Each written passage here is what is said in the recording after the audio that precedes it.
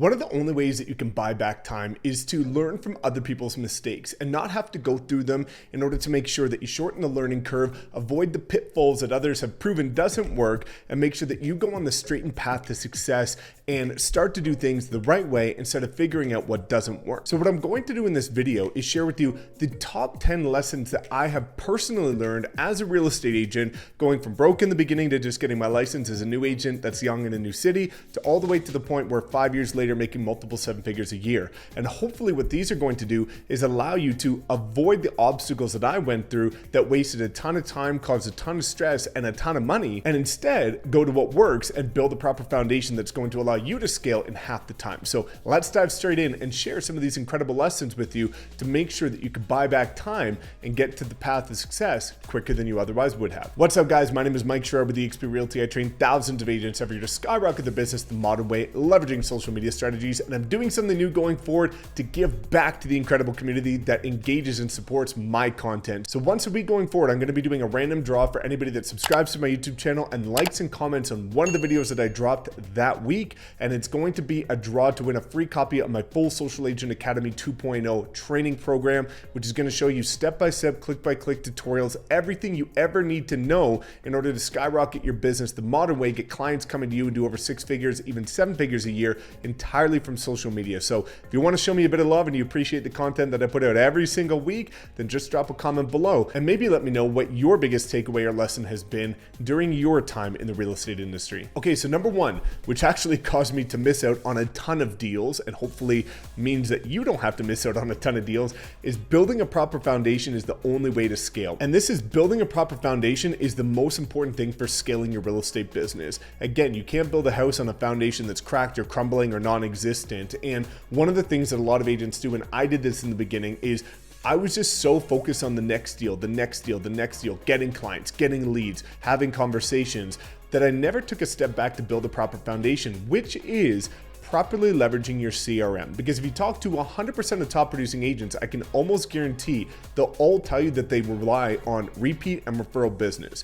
And this comes through building your database, nurturing your sphere, and using your CRM strategically. Whereas I was always focused on getting the next client, what you'll see is successful agents or successful entrepreneurs with products or businesses, whatever, it is much cheaper to resell or get a client from somebody you've already worked with or through somebody you've already worked with, which is repeat or referral, than having to go out and get a new client. And if you look at, the average stats, if you properly nurture your database, every client you work with should turn into 7 more over the lifespan of your career. But also, when you start looking at this, it costs a lot more time, energy, and stress and money to always have to go out and find new clients, because you have to bring them through the top of funnel as a cold lead, warm them up by following up constantly, which takes a ton of time and nobody likes to do it, to bring them to the middle of funnel, then hopefully bring them to the bottom of funnel as a hot lead, to then book the appointment, then work with them, and then hopefully get a closed transaction. But either which way, it takes a ton more effort than just getting a repeat and referral client where the relationship is essentially established and you don't even have to compete against other agents. So building a proper foundation is something you should really focus on right out the gate. Number two, your personal brand is everything, not your brokerage brand. A lot of people think that the brokerage brand matters, and I'm here to tell you, unfortunately, it doesn't mean anything. And there's going to be a lot of traditional agents that argue with me this, and that's just because they don't want to open their eyes to reality. There is a ton of great agents at every brokerage. There's a ton of terrible agents at every brokerage. You can look at the number one brokerage in your city, and there's going to be agents doing maybe upwards of 7 figures per year in GCI and agents doing 0 to 2 deals a year. If the brokerage brand was actually that important and meant so much, then every agent at that brokerage would be able to say, hey, I work with this brokerage, and leads are just going to start coming and clients are going to close every single time. Doesn't happen, never has happened, never will happen. Your personal brand is what matters. Even just using a very generic example, I could ask 1,000 people which brokerage Ryan Serhant was with before he started Serhant, and I can almost guarantee about 990 would not know the answer to that, unless they go Google it. The personal brand is what matters. So you really need to focus on doubling down on content, on quality, on making sure that your personal brand is growing and evolving over time, because it's dynamic, it's not static in nature. And you should actively be trying to overhaul this every year, which is why I overhaul my YouTube setup every single year to make sure that you guys can see I'm constantly trying to over deliver on value to you. And ultimately that's going to hopefully bring more people to support my channel, just like you should be doing to make sure more clients are coming to work with you. Number 3, marketing comes before advertising, but both are extremely important. Marketing is essentially free content, right? Free YouTube videos, free content on TikTok, Instagram, things like that. And then advertising is running paid ads, Google ads, YouTube ads, Facebook ads, Instagram ads, TikTok ads, all of these different types of things. Now, the big misconception is a lot of people think you need to start advertising first in order to generate a lot of leads. But if you look at a lot of people that have approached real estate the right way and been able to build very strong personal brands, is they focused on marketing first for a couple reasons. Number 1, it's free. And a lot of agents get into the business, don't have money, but they have time, which they can invest that time into income producing activities that will make them money. But also you need to understand who you're actually trying to target. And there's going to be many situations where you're trying to target a certain audience, and that's not going to be the audience that actually resonates the most with your content. But you're able to find which people engage the most with your ads by putting out free content, looking at the data and the analytics, and then looking and say, okay, the average person that engages with my content, which is true for me, is between 25 and 45-year-old male. Well, maybe I should cater my content towards them.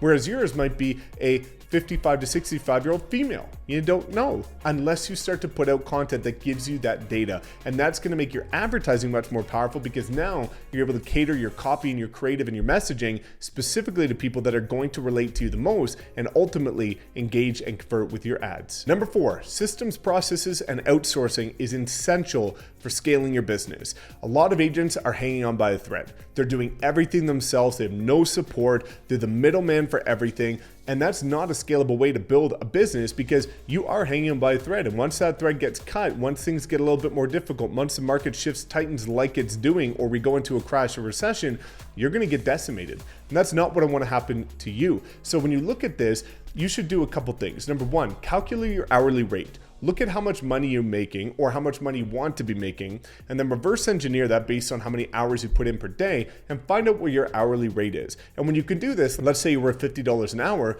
you can look at that and say, okay, designing a thumbnail on Canva, that's $10 to outsource on Fiverr. I shouldn't be doing that task. Instead, I should pay somebody as an investment into my business, not an expense, and then reallocate that 1 hour that I would have done it and it would have looked terrible. And I'm going to invest that back into income producing activities like recording more content or prospecting for another hour or going to another networking event or doing something related to a client appointment or following up with your sphere for 1 more hour. So it's really important to look at outsourcing low dollar per value activities that you can as soon as possible. Now, the second thing is systems and processes, streamlining things. Being an engineer, this is something that's very near and dear to my heart, but it's really important in order to scale. And the reason being is that a lot of times in real estate, we're doing repetitive tasks. When you work with a buyer, nearly every single time it's going to be the same process. When you work with a seller, nearly every single time it's going to be the same process. When you look at following up with your database, every single time somebody gets out of your database, it's going to be the same process. So you should have processes for how you're getting clients and generating leads, how you're converting them into appointments, what happens when you work with a buyer from the day that the contract is signed to the day possession happens, and post-possession when you nurture them. Same thing goes with listings and sellers. What is your process whenever you work with a seller, list the property, sell the property, and then nurture that client to get repeat and referral down the road? Now, the best part about templating this and creating systems and processes around it is that eventually you can bring on an assistant or a VA, and they can do it because you can so clearly map out the different steps that anybody can do. You can make it foolproof, and that's going to allow you to bring on other people that can do those tasks for you, or at least alleviate some of the pressure of those tasks. And ultimately, that's going to create leverage of your time and thus increase your income. Number 5, we briefly touched on this, but nurturing what you already have is way more valuable than trying to go out and find more, right? I've talked about this and I'm just going to quickly touch on it again just to really drive this point home. But it's really important to be nurturing your database, because it is way cheaper to, again, get a repeat referral than to go out and have to get a new client. But everybody's focusing on more leads.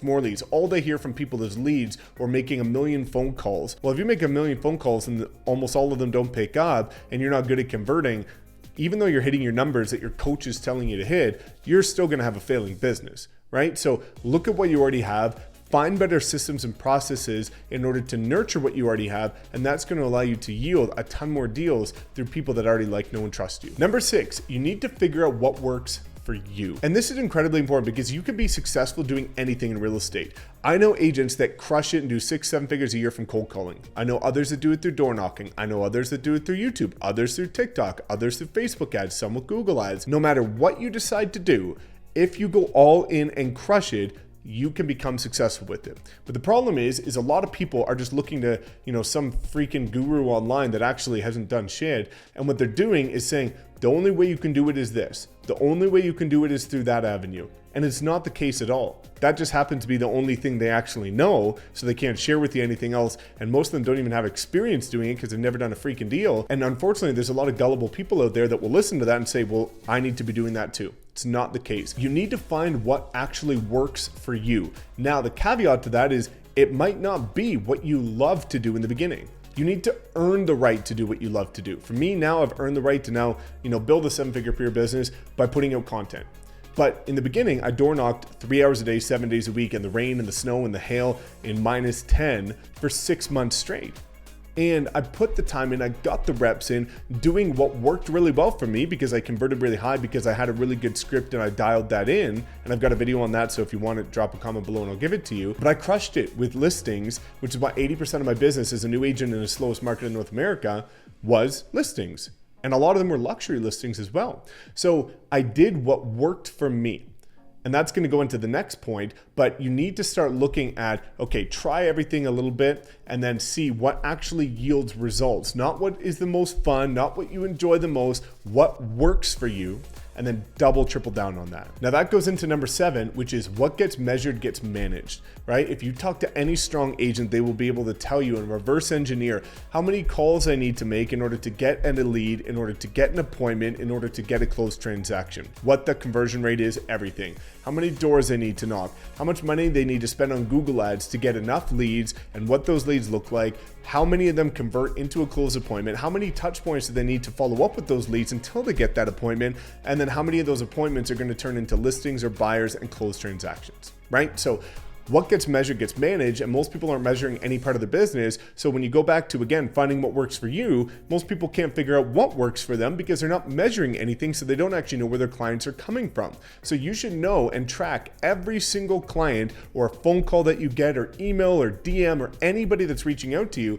Figure out where that source was. Where did they come from? Why did they reach out? How many of those contacts do you need to get before you get a booked appointment? How many booked appointments before you get an actual signed contract?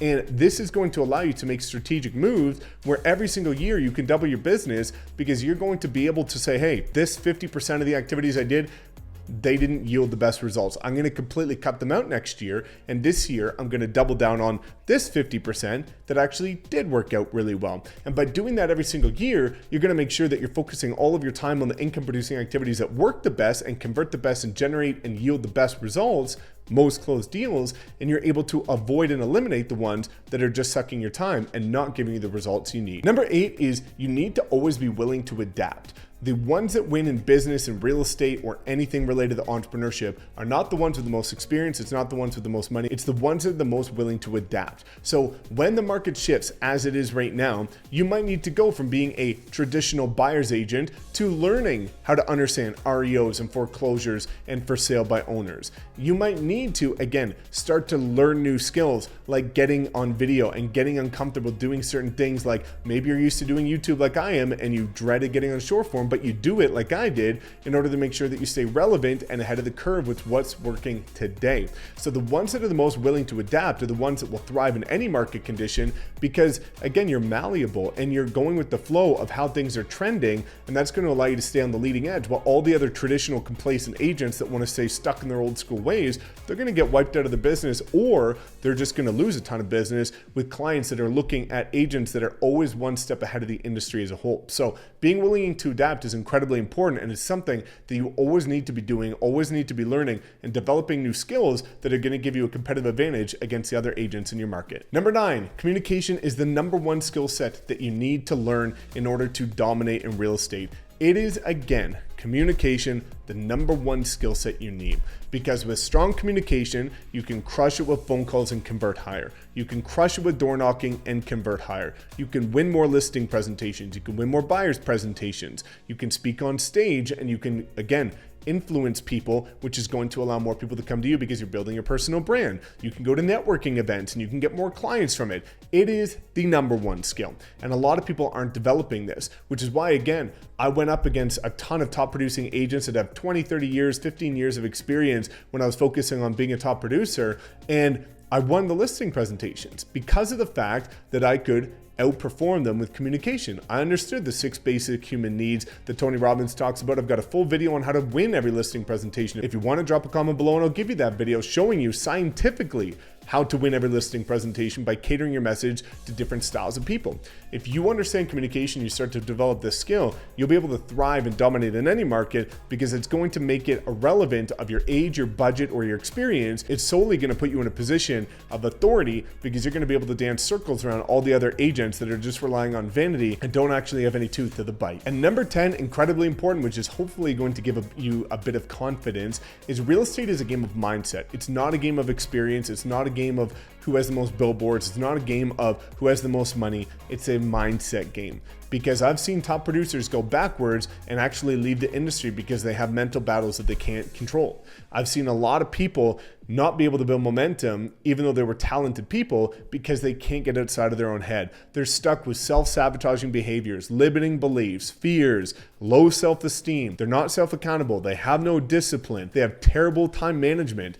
And ultimately, these are all skills that go back to having a strong mindset. So one of the things that you should be doing as a realtor if you want to thrive and succeed and build a wildly successful business and give you the lifestyle you likely got into the industry to achieve, you really need to make sure that you're constantly focusing on your mindset, looking at things like emotional management, because with real estate, your emotions are tied to your transactions. If you're at a traditional brokerage and you only have one stream of income, which is commission, you do 5 deals one month, you're over the moon, you're super excited. You do 2 deals the next month, you go for 3-4 months without doing a single deal, you're in the gutter, and it's like a roller coaster, which is not a sustainable way or a healthy way to build a business or a lifestyle. So it's really important to work on your mindset and not let things affect you like that, which is why we constantly talk with the RevShare organization at EXP about bounce back time. When something terrible happens, they lose a listing, a friend works with a different agent, or something like that, most people get rocked for like weeks, days, months even. Sometimes years it affects people.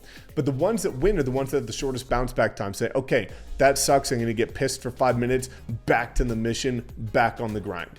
And if you can start to train your mindset by reading things you can see behind me, right here and down here, start to read books, start to go through seminars, start to pay for coaching, and really work on developing your mindset, because that's going to make you a weapon in the industry. So those are the main 10 things that I've learned that have allowed me to, again, build a successful real estate business. And hopefully you're able to take some of the lessons, really reflect and be transparent with yourself, be honest with yourself, reflect and see which areas do you need improvement on, because we all have room for improvement. I have a ton of room for improvement, but I want to make sure as I start to improve, I share the lessons that have made the biggest differences for me. So if you have any other comments, just drop it below. I'd love to hear from you and some of the biggest lessons you've learned. And otherwise, thanks so much for tuning in. As always, please make sure to like, comment, subscribe, and we'll see you in the next video.